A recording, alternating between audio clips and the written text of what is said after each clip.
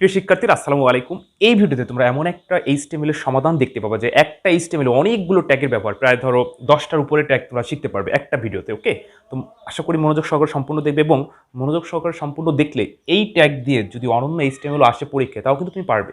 অর্থাৎ গুছালো সুন্দর করে একটা HTML তোমরা এখন শিখতে পারবে যেখানে অনেকগুলো ট্যাগের ব্যবহার।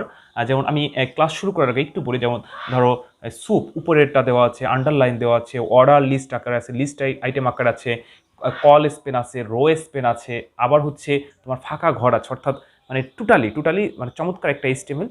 আশা করি তোমরা সবাই মনোযোগ সহকারে দেখবো। ওকে, আচ্ছা একটু দেখো। এবং HTML এর যে জড়তা সেটাও কিন্তু কেটে যাবে। তোমাদেরকে আমি প্রথমে বলেছিলাম যে যখন তোমরা HTML করবে, পরীক্ষা যখন HTML আসবে, উত্তর লিখে প্রথমে বেসিক ট্যাগ লিখতেই হবে। আমি তোমাদের পার্ট বাই পার্ট HTML শিখিয়েছি। তো বেসিক ট্যাগ হচ্ছে দেখো বডি পর্যন্ত, অর্থাৎ প্রথমে HTML আমাদের লিখতে হবে, ছোট হাতের হতে হবে, ব্র্যাকেটের মধ্যে যা লেখো ছোট হাতের। এরপর হচ্ছে হেডের পর হচ্ছে টাইটেল ব্যাপারটা হচ্ছে যে তুমি এই ডকুমেন্টটা কি নামে সেভ করবে। তুমি যে কোনো একটা নামে সেভ করতে পারো। আমরা ধরো টেবিল নামে সেভ করলাম। টাইটেল শেষ, HTML যা শুরু হয় তাই শেষ, শুধু 3টা ট্যাগ ব্যতীত। আচ্ছা, এরপরে হেড শেষ, এরপর বডি শুরু। এটা হচ্ছে বেসিক ট্যাগ। যে কোনো HTML এইটুকু তোমাকে লিখে নিতেই হবে। ওকে, আচ্ছা এবার আমরা উদ্দীপকটা দেখবো, এবং উদ্দীপকটা তৈরি করার জন্য আমাদের এবার যা যা প্রয়োজন সেগুলো আমরা ব্যবহার করব। তো উদ্দীপকে দেখো আমরা দেখতে পাচ্ছি একটা টেবিল আছে। তো টেবিলের উপরে যদি কিছু থাকতো সেটা ক্যাপশন দিয়ে লিখতাম, যেহেতু টেবিলের উপরে কিছু নাই। তো সেক্ষেত্রে হবে কি, টেবিল বর্ডার সমান সমান ডাবল ইনভার্টেড কমা 1। আচ্ছা, টেবিল বর্ডার নিলাম। এবার আমরা টেবিল বর্ডারটা দেওয়াতে ধরো টেবিলটা তৈরি হলো। তো প্রথমে এই ঘরের সারি তৈরি করবো। তো সারি তৈরি করার জন্য আমাদের কি প্রয়োজন, ওই তোমার বলছিলাম যে এই একটা টেবিলে তোমরা অনেকগুলো শিখতে পারবে। যেমন সারি তৈরি করার জন্য আমি পাশে লিখে রাখি টিআর প্রয়োজন। কি প্রয়োজন? টিআর। তো ফার্স্টে আমাদের টিআর লাগবে, টিআর শুরু। তো এই টিআর দেওয়ার সাথে সাথে ধরো এই সারিটা তৈরি হলো। এখন এই কলেজ আমরা লিখবো। তো কলেজটা স্বাভাবিক আকারে নাই, কলেজটা দেখো 3টা ঘর দখল করেছে। কয়টা ঘর দখল করছে? 3টা। কলাম আকারে দখল করেছে কলেজ। হ্যাঁ, তো এখানে আমাদের কলেজ লেখার জন্য টিডি বা টিএইচ লাগবে। এই যে আরেকটা বিষয়, যে টেবিলের মধ্যে কোনো কিছু লিখলে টিএইচ বা টিডি লাগে। তো এখানে আমরা ওইভাবে কোনো হেডিং দেখতে পাচ্ছি না। তারপর তুমি কলেজকে টিএইচ দিয়ে লিখতে পারো, কোনো ভুল নাই। মানে এই দুইটার যে কোনো একটা তোমার ব্যবহার করতে হবে, হয় টিএইচ নয়তো বা টিডি। তো আমরা এখানে ধরো টিএইচ দিয়ে লিখলাম, সমস্যা নাই। আর এই যে কলাম আকারে দখল করছে, স্বাভাবিক নাই কিন্তু 3 ঘর দখল করছে, সেক্ষেত্রে আমাদের কলেজ পেন ব্যবহার করা লাগবে। College pen. দেখো একটা HTML কতগুলো ট্যাগ আমরা খুঁজে পাই। তো যাই হোক, এরপর ধরো আমরা লিখলাম টিএইচ কলেজ পেন। ওই সূত্রটা বসাবো, সমান সমান ডাবল ইনভার্টেড কমা। এই ডাবল ইনভার্টেড কমার ভিতরে কত লিখতে হবে? এই কলেজ যে কয় ঘর দখল করছে ঠিক ওই ঘর আমাদের লিখতে হবে। তো দেখো একটু লক্ষ্য করো, এই কলেজ 3 ঘর দখল করছে। কয় ঘর? 3 ঘরের জন্য 3।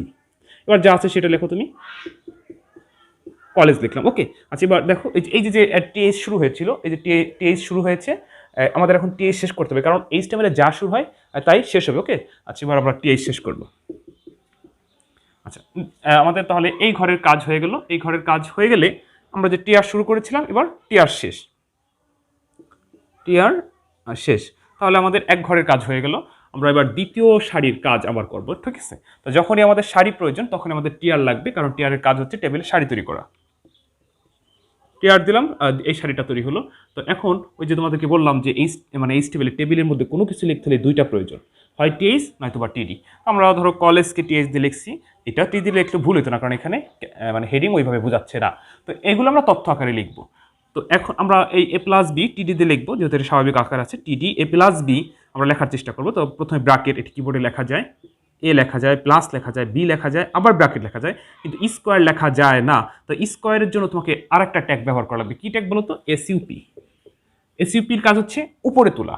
তো স্কোয়ারের জন্য আমাকে এখানে এসইউপি ব্যবহার করা লাগতেছে। এসইউপি 2, যেহেতু উপরে 2 গেছে, এসইউপি শেষ। আচ্ছা, এবার এই যে টিডি শুরু হয়েছিল, টিডি শেষ। এবার এই ঘরে দেখো কিছু নাই, সেক্ষেত্রে আমরা কি করতে পারি? আমরা টিডি শুরু আর টিডি শেষ এটা দিলেও হবে, সমস্যা নাই। ঠিক আছে, আচ্ছা এরপরে সায়েন্স নর্মাল আকারে আছে, অর্থাৎ টিডি শুরু, সায়েন্স, টিডি শেষ। দেখছো? আচ্ছা, তাহলে এই ঘরের কাজটা হয়ে গেল। তো যখনই ঘরের মানে সারির সম্পূর্ণ কাজ হয়ে যাবে, ওই যে টিআর শুরু হয়েছিল, এখন টিআর শেষ। এখন টিআর শেষ করতে হবে, টিআর শেষ। তো প্রিয় শিক্ষার্থীরা, আমরা এবার এই লাইনটার মানে এই সারিটার কাজ করব। তো এখানে আমরা দেখো একটা জিনিস দেখতে পাচ্ছি, সেটা হচ্ছে কয়টা সারি দখল করছে। একটা লক্ষ্য করে একটা জিনিস, যে এই HTML-টায় একটা সারি, 2টা সারি, 3টা সারি, 4টা সারি, অর্থাৎ তোমার 4 বার টিআর শুরু করতে হবে, 4বার টিয়ার শেষ করতে হবে, কারণ এই টেবিলের সারি তৈরি করে হচ্ছে টিয়ার। ওকে, আচ্ছা এবার আরেকটা জিনিস লক্ষ্য করো, এই লাইনটা যদি আমরা মানে এটার ট্যাগ লিখি, এটার ট্যাগ লিখি, তাহলে কিন্তু রো স্পেন আকারে মানে এই 2 সারি কিন্তু দখল করছে। স্বাভাবিকভাবে দেখো এরা কিন্তু একটা ঘর, মানে একটা সারি, এইটা একটা সারি, এই যে একটা সারি, কিন্তু এই লেখাগুলো কয়টা সারি দখল করছে বলতো? 2টা সারি। তো সারির ভিতরে জায়গা দখল করে হচ্ছে রো স্পেন। যেমন কলামের ভিতরে কলেজ আমরা লিখছিলাম কলেজ স্পেন সূত্র ব্যবহার করে, আর এই সারির জন্য আমাদের রাখবে হচ্ছে রো স্পেন। তো এই রো স্পেন ট্যাগটা আমাদের এখন প্রয়োজন হবে। ওকে, আচ্ছা দেখো এবার আমরা ধরো এই শাড়িটার কাজ করব, এই শাড়িটার। ওকে, আচ্ছা তাহলে এবার আমরা টিআর নিলাম, শাড়ি তৈরি হলো। তাহলে এসএসসি মানে এসএসসি এই লেখাটা আন্ডারলাইন আছে, আন্ডারলাইনের জন্য আবার আমাদের কি প্রয়োজন? ইউ প্রয়োজন। মানে বলছিলাম না যে একটা এইচটিএমএল তোমরা অনেকগুলো ট্যাগের ব্যবহার পাচ্ছ।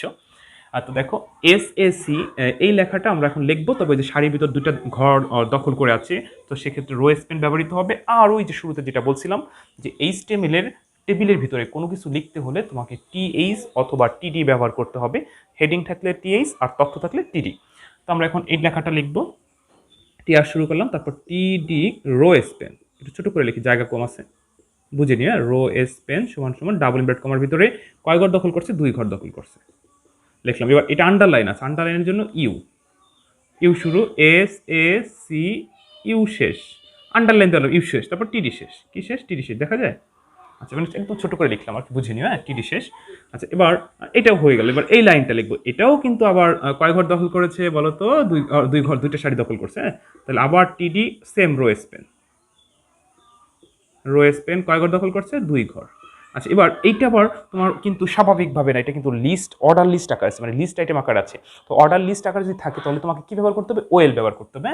আচ্ছা ওএল, ওএল টাইপ সমান সমান double invert comma, double invert কমার ভিতরে মানে এই যে দেখো ওএল টাইপ ডাবল ইনভার্ট কমাতে আমাদের কি লিখতে হবে? এটা কোন আকারে দেওয়া আছে তালিকাটা, তাহলে অন টু আকার আছে, আর আমাদের অন দিতে হবে। এই যে ওএল টাইপ শুরু হলো, এখন এইটা লিস্ট আকারে আমাদের লিখে ফেলতে হবে। তো এল আই শুরু যা আছে, M O U S E mouse, L I শেষ, তারপর স্ক্যানার আবার সেম, এল আই শুরু, স্ক্যানার, এল আই শেষ, যা আছে আমরা দেখে লিখলাম।